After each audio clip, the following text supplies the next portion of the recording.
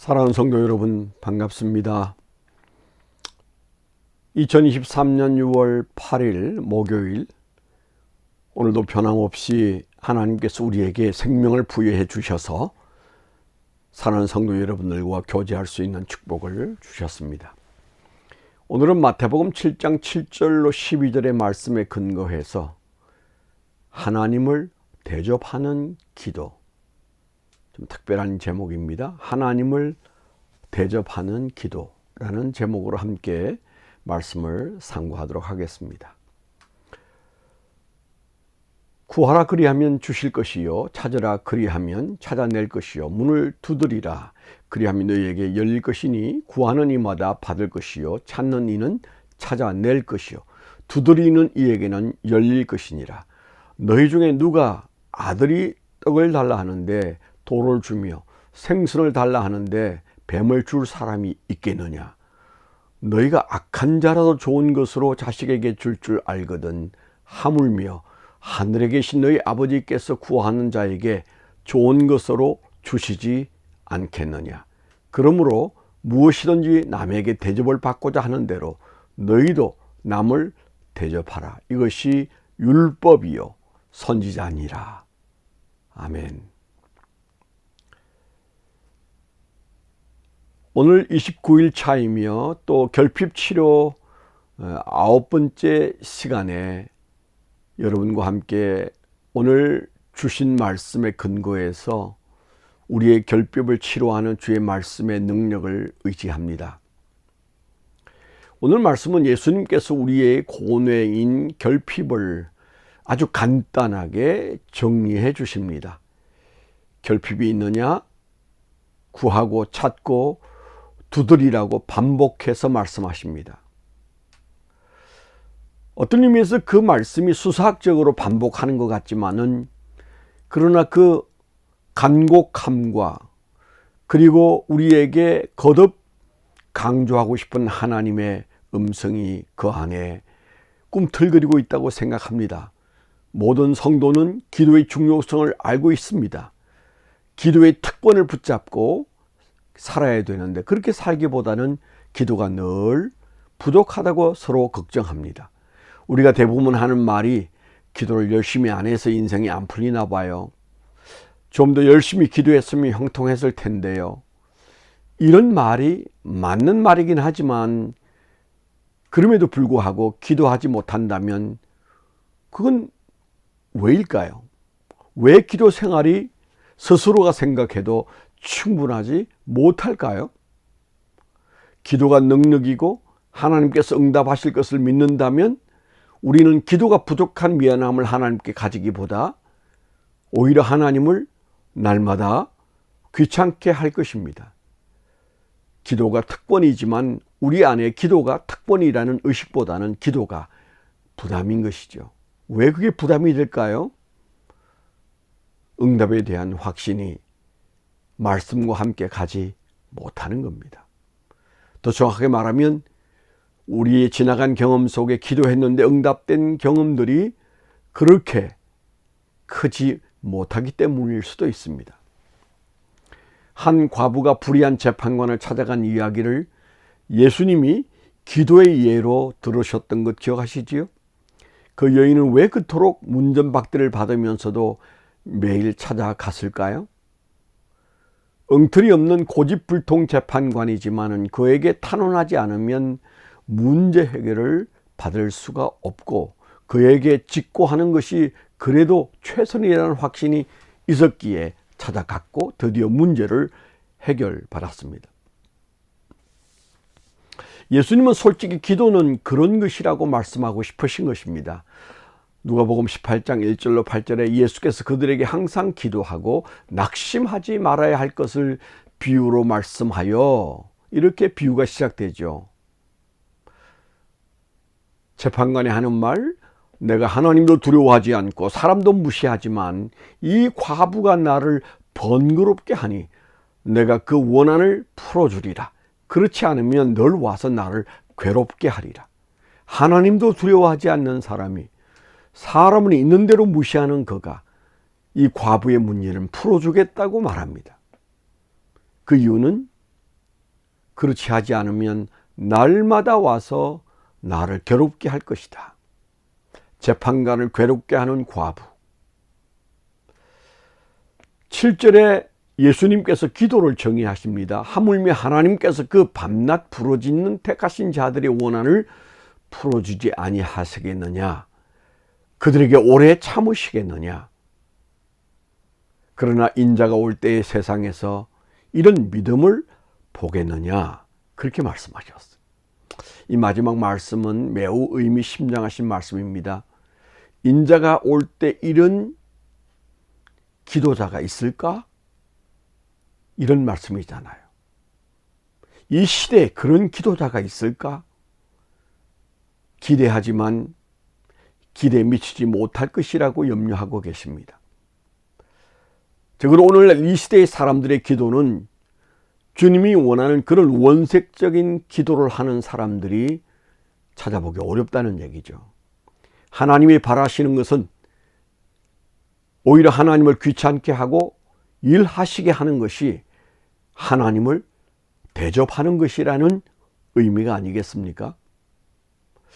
또 다른 예수님의 기도에 대한 심정을 엿볼 수 있는 사건이 생각납니다. 마태복음 15장 21절로 29절의 내용에 보면 병든 딸을 치료받기 위해서 예수님께 평생 잊지 못할 모욕을 당하면서도 매달렸던 한 여인의 이야기입니다. 앞엔 얘기는 비유로 말씀하셨지만 이 마태복음 15장 21절 이하의 말씀은 실제로 있었던 사건을 기록한 것입니다. 그 여인이 말합니다. 나를 불쌍히 여기소서. 내 딸이 흉악하게 귀신 들렸나이다.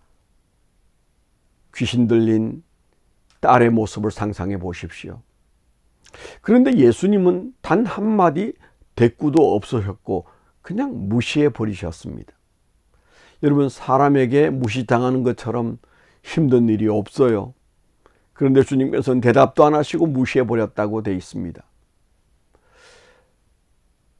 옆에 있던 제 아들이 딱해서 예수님, 여자가 우리 뒤에서 소리를 지르니 차라리 가라고라도 하세요.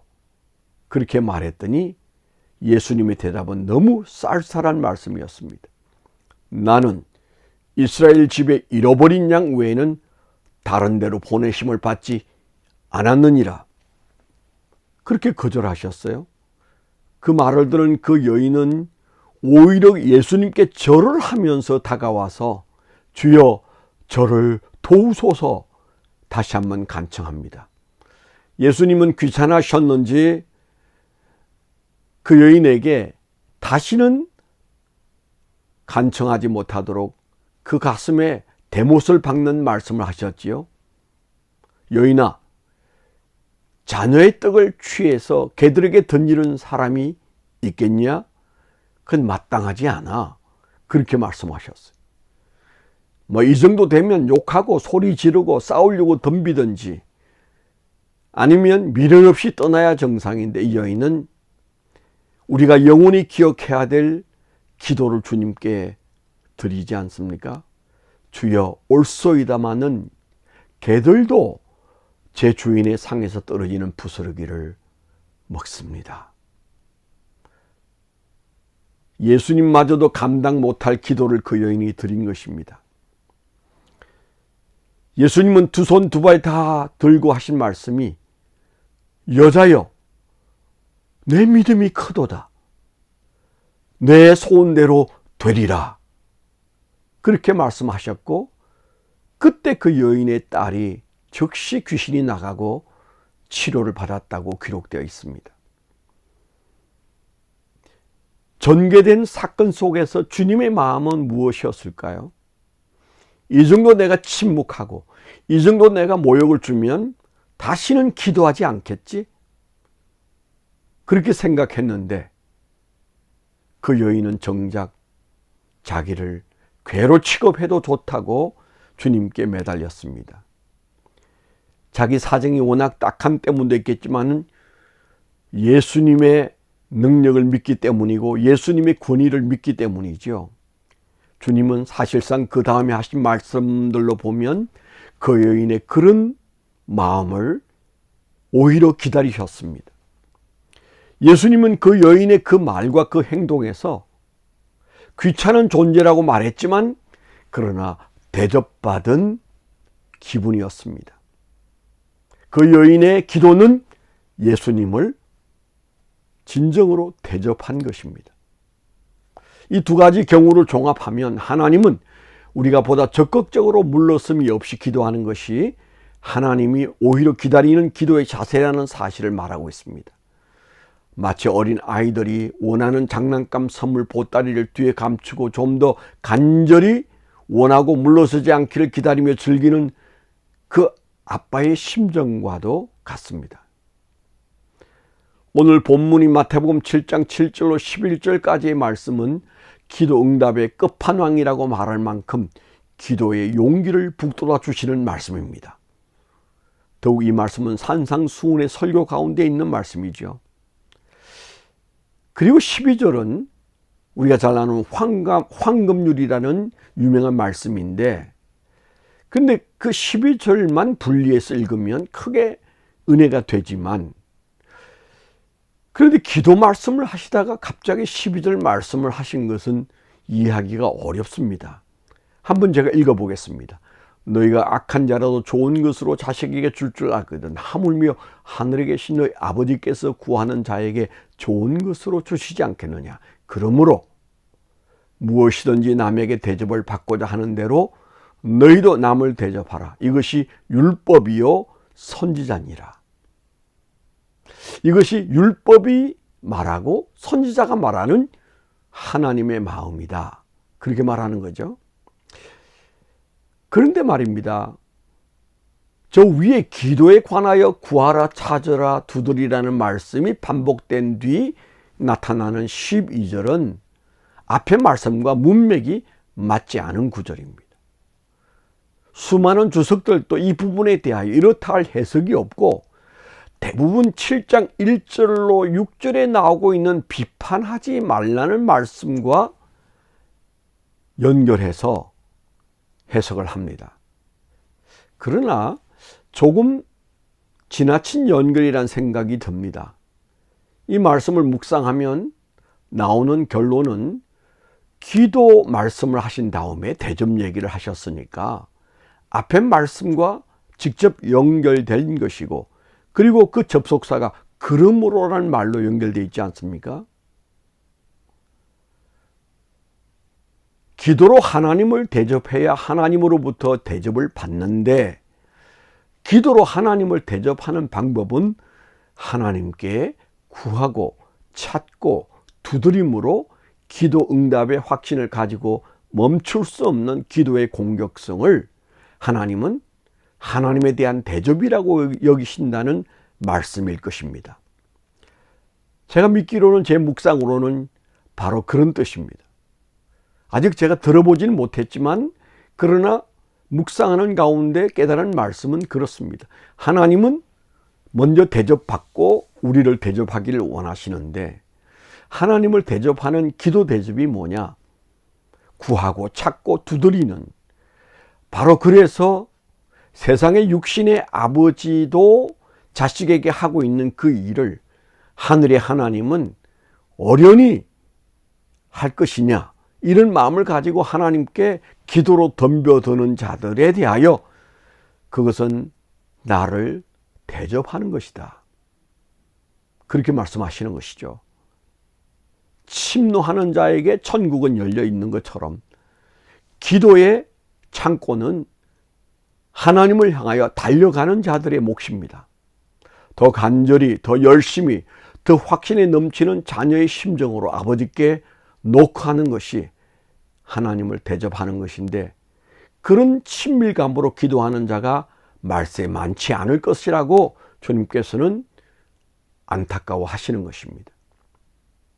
그런 의미에서 이 본문은 우리의 결핍을 치료하는 정도가 아니라 우리가 안고 살아가는 결핍 장애를 치료하시려는 것이 바로 주님의 이 말씀의 의도다, 그렇게 말할 수 있습니다.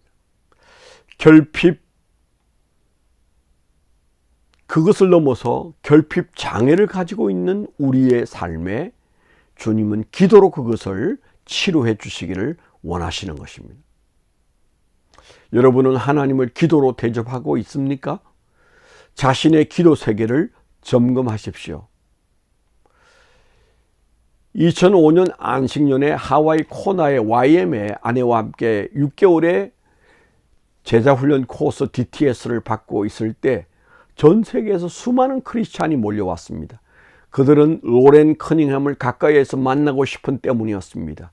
그의 주변으로 몰려드는 사람들이 찾아오는 이유는 로렌 커닝ham의 기도 응답 경험이 너무나 대단했기 때문입니다. 그분을 가까이에서 뵐 때 느끼는 것은 노인이었지만 하나님께는 어린 아이의 심정으로 살고 있었습니다. 그리고 그 하와이 코나의 캠퍼스는 온통 아이들의 세상, 아이들의 감정으로 넘쳤습니다. 거기는 마치 기도 응답 공장 같았습니다. 고달픈 인생을 살면서 꾸역꾸역 참으면서 버티는 게 아니라 아버지를 못 살게 굴고 응답을 나누는 아이들의 세상이었습니다. 우리에게도 좀 기도에 관한 한 아이들의 치기가 넘쳤으면 좋겠습니다. 하나님께 대접을 받고 싶으세요? 하나님을 먼저 대접해 드리십시오. 구하고 찾고 두드리면서 확신을 가지고 다가가는 기도자. 하나님은 그런 사람에게서 만족을 얻으시고 그런 사람에게 대접해 주실 것입니다. 우리의 결핍은 바로 그런 대접하는 기도를 통하여 능히 해결될 줄 믿습니다. 할렐루야. 기도하겠습니다. 하나님 아버지, 오늘 말씀을 통하여 새로운 깨달음을 주심을 감사합니다. 우리가 쭈삣거리며 기도하는 것을 주님께서 마땅찮아 하시고 우리가 더 강하고 더 담대하게 구하고 찾고 두드리는 것이 하나님을 대접하는 것임을 오늘 예수님을 통하여 분명히 보여주셨습니다. 주님, 저희가 주님 앞에 그렇게 기도로 대접하겠습니다. 주여, 응답으로 대접하여 주시옵소서. 예수 그리스도의 이름으로 감사하며 축원하며 기도하옵나이다. 아멘.